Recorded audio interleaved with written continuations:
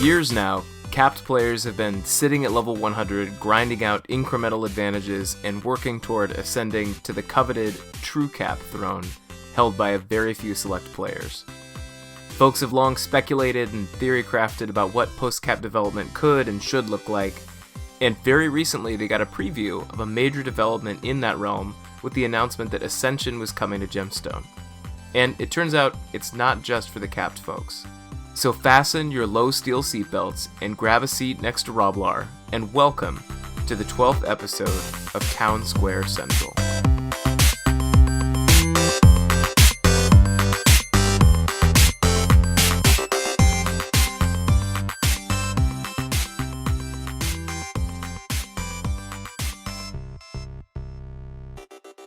Today we'll be diving into the world of post-cap development with a pair of development game masters. So joining us today to discuss Ascension are GM Estild, or Estild, and GM Naijin, who's just recently here, who are all part of the team working on the shiny new thing that has everybody in the forums and in the Discord buzzing, Ascension. And by my last count, there were about 200 messages in the official forums and an entire official Discord channel buzzing with activity, all focused on this Ascension development. So let's just jump right in and get into understanding what all the hype is about. So Estild and Naijin, welcome to Town Square Central. Hello. Hi. Thanks for having us. Before we get started, we have to begin with a disclaimer, which is that everything that we discuss in this episode is subject to change. And part of the shift that Wyram wrote about in Gemstone, allowing for more transparency, is, that's great, but it also means that we're going to be privy to ideas that are just ideas, not final decisions, right? That is absolutely correct. That's something I've always felt we should have been doing from the get-go. So I'm glad that as I got to take over for the team, I got to push that through and make sure that we're more engaging to our player base, because I do feel that it's extremely important. And I hate the fact that up until this point, we will push out a release and we'll get player feedback, but it's hard for us to change anything at that point just due to how everything worked. And I would rather address issues before we actually spend time coding them. And so I feel like this is a much better model going forward. Yeah, but it does mean that everybody needs to take everything with a grain of salt and recognize that nothing here is final. Yep, absolutely. We are not promising anything. This whole system could not happen. But if it does, then this is what we're planning. All right. So with that said, let's just get into it by talking about what Ascension is for. And at its core, Ascension is really about post-cap development, right? And I know that players have been asking for meaningful post-cap dev for years. So how does Ascension begin to address some of their primary concerns and needs? I'll go ahead and start off, and then Naijin, if you want to speak up after that, definitely kind of take turns, I guess. Sure. One thing I would say is it's not necessarily post-cap development. Like, that was kind of our goal. When I pulled the metrics last time, which was about a year ago, approximately 25% of our accounts have a level 100 character. So we definitely understand the need for those players to have a avenue to further develop their characters. But at the same time, that's only 25%. And so you had referenced post-cap development, but in reality, any character of almost any level will be able to take part in the system. But up until you're level 100, you may be somewhat limited. But I wanted to make sure also from the get-go that anyone could, because we are investing in a huge amount of time to code this. So I want to make sure a lot of people can partake in it. Pretty important too, because I've been playing this game for 20-something years, like most people, honestly, and I only have one capped character in Prime that I don't even play anymore. So being able to kind of dip my feet a little bit in here earlier is nice. If you want to specialize in some facet of your character, waiting to 100, that can be literally years for people. So I think it's a good decision to do that earlier. Yeah, and I didn't know about the 25% figure. I know that I feel like a lot of the larger conversation or meta conversation is sort of about or is driven by or capped players, because I think that they are obviously ones who are super invested in the game, but it's obviously not everybody. And then what are you most excited about personally with Ascension being incorporated into Gemstone? Go for it. I'm looking forward to making sure that we have a system in place for our players that they can continue to progress for years to come. Up until this point, there really are only about 2 or 3 actual true cap characters, but even then, like, to get to that point, it was training and skills that they really didn't even feel was worthwhile.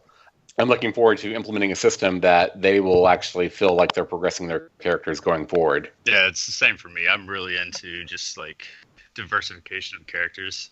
I think this really kind of sets you apart from every other warrior.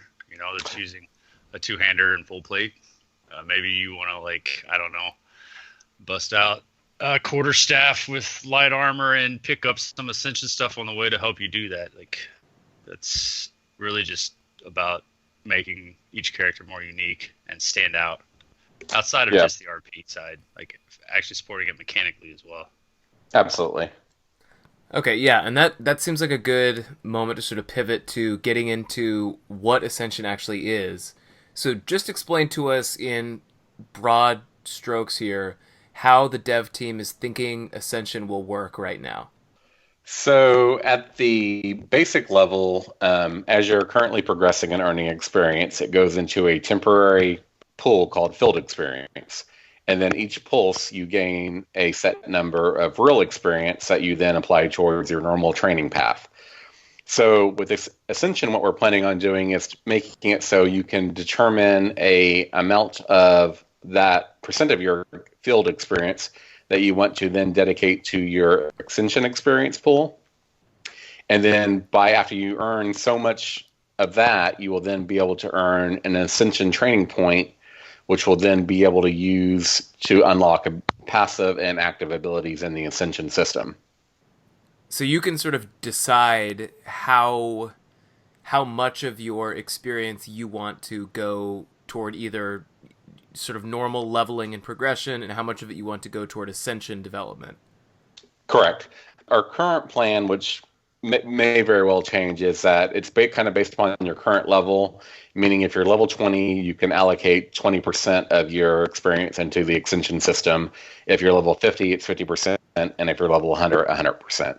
I actually really like that too, because I think it kind of prevents new players from getting into a trap where they're accidentally maybe diverting a lot more experience than they want. And like those early levels, your core training points are so important that you kind of want to force people somewhat to continue to train in those so they can actually progress. Yeah, my only concern with our current kind of proposed plan is that may be too little, in the simple fact, like if you look at the amount of actual what we call ATPs, which is Ascension training points you could actually earn by level 50 if you continue to allocate the maximum amount, it's relatively small. So I don't know if that'll work out in the long term, but we'll kind of play with the numbers and see what we can come up with.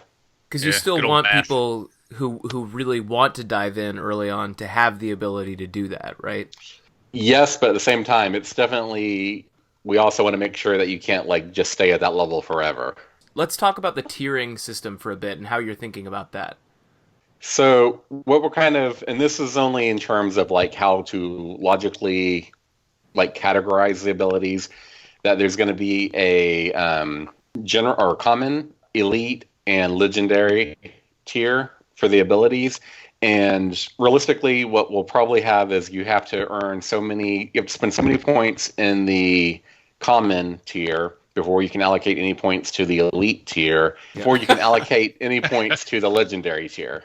Ideally, each of those abilities in each tier will get more progressively powerful and be more meaningful, but they're also going to cost more points to get to learn them.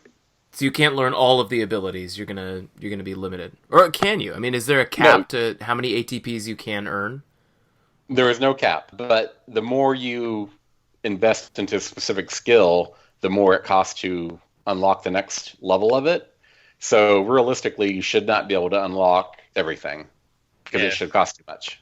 There's no hard cap technically, but there's a soft cap in that you will probably die before you're done with all of them. So, and I read too somewhere that some of these abilities are designed to be mutually exclusive, right? Or limited to certain professions. Is that right? Both correct, yes. Okay. We want to make it so like this is also an avenue to specialize your character versus other people of the same profession. So one wizard might decide that they want to specialize in bolting, and so they will allocate most of their training towards skills that boost that, versus maybe like a wizard that wanted to enchant or maybe use earth and fury better. So the specialization, when you start going down what we kind of call chains or trees, it'll lock you out of other options. There will be certain requirements on certain abilities, just like in the combat maneuver list, where you may have to know like 200 ranks in a skill before you can use this, unlock this ability, stuff like that. That makes sense. That you'd have abilities that should only be used by a two-weapon combat rogue. Like, it wouldn't make sense for a ranger necessarily to use that ability. Right. Yeah, and this reading about this a bit before this call, it felt to me a lot like what I think of as the World of Warcraft class and specialization system, where you might have two players who are both Death Knights, but one of them is spec'd this way and one is spec'd that way, and they actually have very different play experiences and fill different roles while they're actually playing. And in Gemstone, right, like that's even true now. Like I play a melee bard who uses Taunus to attack really, really fast, but that's very, very different from the way that a pure bard that's killing with 1030 is going to be hunting. So we have this, right now we have this sort of de facto spec, right? Like, while the played experience is different for me and another bard, we're still ultimately the exact same, we've just trained differently. So it feels like this is an effort to push that specialization more officially. Is that sort of the right way to be thinking about this? I would definitely say yes. In terms of like bards, they actually like are more diverse than most other professions, because you do have like the melee path and then you have the pure path that they can go. A lot of other casters, it's like they don't really specialize, so to speak. So hopefully we're going to add specializations for them, and then also even specializations for the different melee bards between each other. So the idea here is maybe to allow for the non-bard professions to have the same sort of flexibility that bards do in thinking about how they want their characters to be perceived and how they want them to play. And more. And even more. Like, you want, you should have more than just a pure or a melee bard. Right, exactly. Like, maybe you are a Tonus bard and you really want to specialize in stuff around that with melee. Like, I don't... Or maybe you want your Sonic gear to be better. Or, yeah. Maybe you just want to go out there and smack people with, walls of air. Who knows? Or maybe you want to be a warrior that's more like Achilles in that Troy movie, where he's running around in his light leather, jumping around and stabbing people. Or King Arthur decked out and played male with a big old sword. So. And I've seen, and I'm sure that you have both seen hundreds or probably even thousands of suggestions from players about where Ascension should go. And some of those are just kind of purely fluff ideas, like non-bards should be allowed to master instruments too, or just sort of silly things like that. Not to disparage that, but you know what I mean. Just it's not affecting game non-mechanical mechanics. Right. Yeah. And then there are others that just seem like they'd be game-breakingly powerful. Like, well, if I'm a warrior, then I should be able to get a legendary tier ability that allows me access to all the wizard spells, and that just seems ridiculous. But I think that the problem here is that a lot of players are just throwing ideas out because that's what the invitation was. But I think for these to feel like they work and fit, it helps to have the end in mind, like to start sort of with the end vision in mind before working out the specifics. So if we're thinking about this idea of specialized sub-professions, it obviously helps to know what they are. So instead of saying, let's come up with an ability to make sorcerers better, we would start instead by saying, all right, it makes sense there'd be a necromancer subclass for sorcerers. How do we build out these Ascension training abilities that fit the vision of a necromancer? Yeah, absolutely. Mm-hmm. And also in reference to like your point about like the different ideas that have been presented so far, like I think like there are definitely a number of game breaking ideas, but the thing is at this point we're just looking for ideas. once we have a good idea, we can take it and we can tweak it so it'll fit no matter what. Like even if it's like a once a day ability, sometimes those are just really fun to do if they're really powerful. So we have ways to limit stuff to make it work within the system. But then at the same time, like I would not expect like warriors to suddenly be learning haste, which I'm sure every warrior is drooling over. It's not going to happen. I'm very, very restrictive in terms of what I'm going to allow into the system when it comes to impeding upon other professions' abilities. That's something I'm totally against. So it's not that you can't. We're not going to see this dual classing idea that people have been bandying about. You are not going to see that. Yeah. You may be able to learn like arcane spells and some minor profession abilities, but nothing major for sure. Definitely no haste, no rapid fire, stuff like that. Yeah, so that fluff idea, like I don't know that we really talked about fluff abilities all that much, but personally, I don't think there'd be an issue adding them, but I would see them being much lower in cost because they're not mechanical, right? So if somebody really wants to be like a wandering, I don't know, rogue that plays a lute, I don't know. They should just be a bard, but yeah. Yeah, those I definitely expect to have things like that. Like for example, there was a suggestion about being able to learn different languages. So that's something that would totally be doable. And as Naijin mentioned, we would probably balance it by having it a lower cost because there's no mechanical impact, but still enough to make you unique if you choose to spend points for it. If we are moving in the direction of specialization, have you all had any conversation about what specializations you foresee for each profession? No, it's it's all been very general. Okay. It may not even be in the initial release. Like I think our priority right now is just going to be to kind of get like a rough outline, some pretty good abilities for each of the tiers, and to kind of get it out the gate. And the thing is just like spells, what we initially release with is not going to be the final product. This is going to be evolving for as long as the game is around.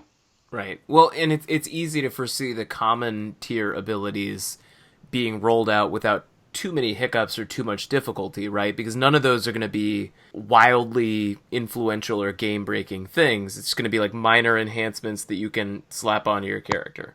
Right. Yeah. And I would fully expect us to do a release, like a phase 1, that just has like, where we break it apart by tier, where you can learn all of the common abilities in tier 1, for the tier 1 release anyways. So that way you can start progressing as we continue to work on the other ones. Yeah. Yeah, because if you think about it, I mean, we said, there's going to be a certain number of points in common that you need first, which is some point of XP, which, is that you're limited on how much XP you can gain. So realistically, you're not even going to be able to get an elite ability for months or however long after common tiers are released. So it makes sense for us to go ahead and release that and let people start working towards it. Yeah, that does make sense. Of the system out, like the entire Ascension training points and like all the back end stuff that we have to do to make it functional. Yeah, and I think people, it's a new thing. I think people are just excited to get their hands on it, even if what they're doing initially is not going to be what it looks like in however long it is until the whole thing is rolled out. So let's get into the nitty gritty here. What can you share with us about specifics at this point? I mean, most of the specifics are kind of just like the rough outline about how we plan to make it so you can allocate points and how you can learn these abilities in different tiers. That's really as specific as we're at this point.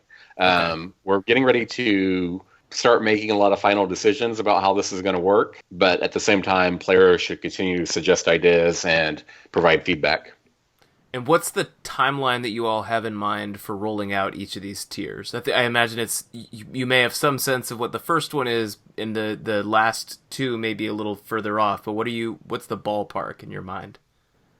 I fully expect and hope that we will have kind of the common tier ready by this summer. Past that, I would probably say we're not ready to commit to anything, just for the simple fact, like, the common tier is going to be the easiest to code, especially since it's basically going to build upon the enhancive system, just because the simple fact, like, we have the ability to, say, boost a stat by this much.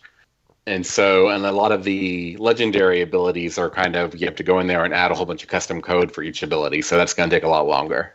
Yeah, they're basically like creating new spells or new combat maneuvers or whatever. They're full on going to be the big boy stuff. So Right. Well, you've also got to worry about game balance with those in a way that you don't with the common tier stuff, right? I mean, yeah. I yeah, mean, they're all a concern, but a lot of the legendary ones have to be pretty significant in power, otherwise they're not going to feel like they're worth training. Now, we talked about this earlier, but part of what a lot of folks are excited about is the fact that you are sharing so many details and being so forthright on the front end rather than on the back end with this. Can you share an example of a player suggestion or idea that people on your team really love that you're going to try to incorporate? I believe I did earlier when I said someone had suggested the ability to learn different languages. Yeah. I think that was that's a actually really good pretty neat. idea. It's non-mechanical. It is still something that players have been asking for a long time. So it's something that we could easily add to the system. I think one that I actually did like was the kind of like Lucky, which is the in Dungeons and Dragons a halfling type trait where if they fumble or roll a D1, they can re-roll. It's kind of something similar. Yeah. That sounds pretty powerful in the context of Gemstone with the way fumbles work, but that one's pretty neat. I feel like the ideas that I really like are ones that have like a definite positive benefit, but also have potential for things to go wrong or just for things to go kind of sideways. I think that RNG element is fun and adds some both like some role playing opportunity and just more enjoyment to the actual experience. So like someone mentioned there was some ability that somebody posted about twin cast, right? Like you've got X% chance to cast a spell twice or cast it at one creature and another creature in the room. And I think it'd be fun if like there was an even smaller chance that like you'd cast that ability on yourself, you know, so you have this powerful thing, but then it could also sort of go wrong, go haywire. And I feel like you could work that into some subclass understanding of like some tinkering wizard kind of thing. I don't know. Did anybody mention the blood magic thing yet? No. Essentially like spending HP or spending your blood to kind of boost up spells, or maybe even pulling from HP. Nels has a few times on Discord. Yes, so that would be, those are pretty neat too, or even doing it on the other side where you're spending stamina instead of, say, mana, and then that adds value to things like Croton, where it takes your mana away. There's a lot of really cool stuff you could do in those higher tiers. Well, I was gonna say it could also open up a whole new subclass of giant man wizards. Right. Yeah, or sorcerers that they've got the that Blood 701, yeah, right, where it's sucking health back, and they could be spending it too. Maybe that's a specialization just for sorcerers, which would be pretty cool. The abilities that have these disadvantages are going to be ones that are going to be easier to balance too. Like if it has that type of scenario where it can turn bad for you, it's more than likely not going to be as restrictive as an ability that doesn't have that. Ideally, we're going to have enough variety where even if you feel like a specific ability isn't like good for your character, there are still other options that you do feel that way about. So if we continue to add on, that just means more options for you to consider. What would you like to see personally work its way into the system, understanding that this is not a guarantee that it will, it's just a thing that you personally think would be cool to see there? Yeah, so there's actually a few that kind of builds on my original character, which was a halfling warrior, which I realize is odd, but he specialized in UCS, and I tried to wear light armor. So there were a couple like the one this one wasn't for me, but somebody recommended or suggested like every time you jab, you would automatically smite as part of Vuln if you're a Vuln master just for free. My character was in Vuln, so that would be super handy.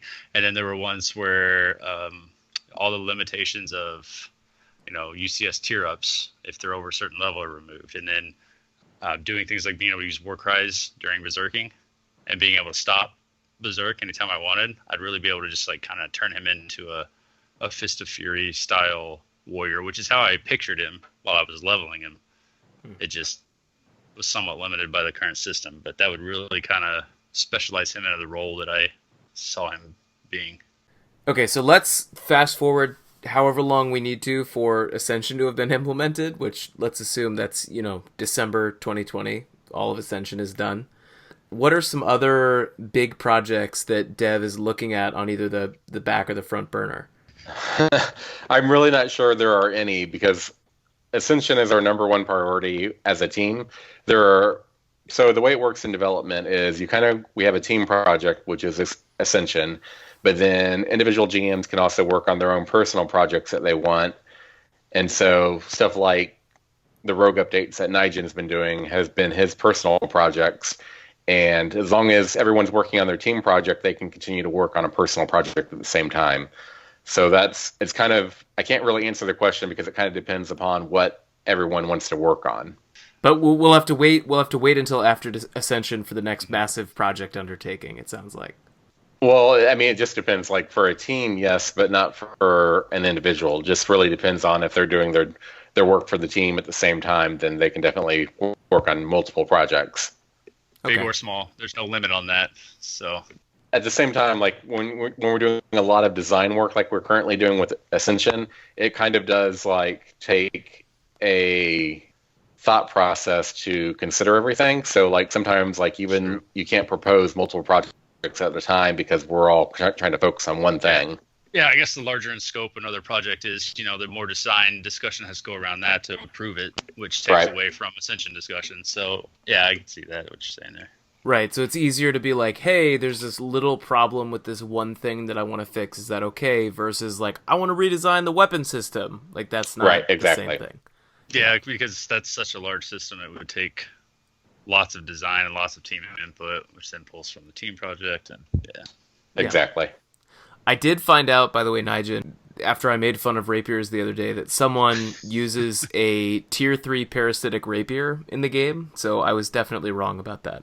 Although whoever has the tier 3 parasitic rapier deserves to be made fun of, because that is an embarrassing weapon to be using. It could be a quarterstaff. I mean, Yeah, right. When savants get rolled out, we'll see those, I'm sure. Mm-hmm. Yeah. All right. Well, Estild and Naijin, thank you both so much for joining us today to talk about Ascension. I'm really excited to hear where this is going, and we'll have to have you all back soon when we get some more details about what the system is going to look like as it shapes up. Yeah, thanks for having us. Thanks a lot.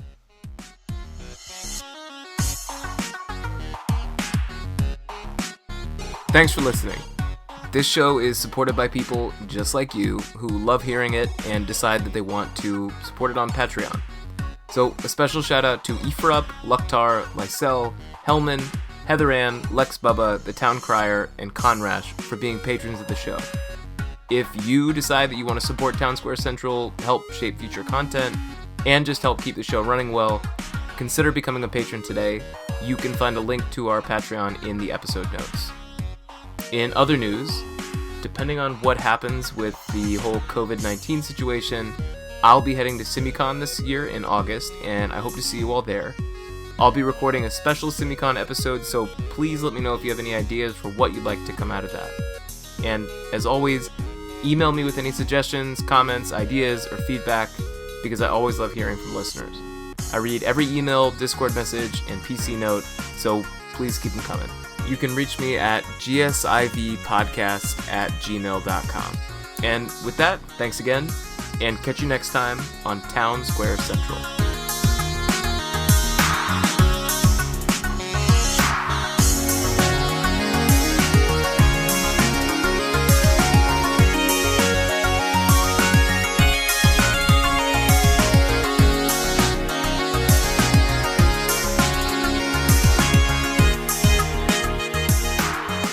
Right.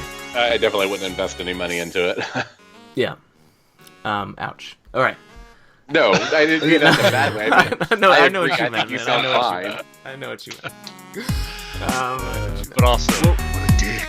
Yeah, but also, that shit's gonna stay with me.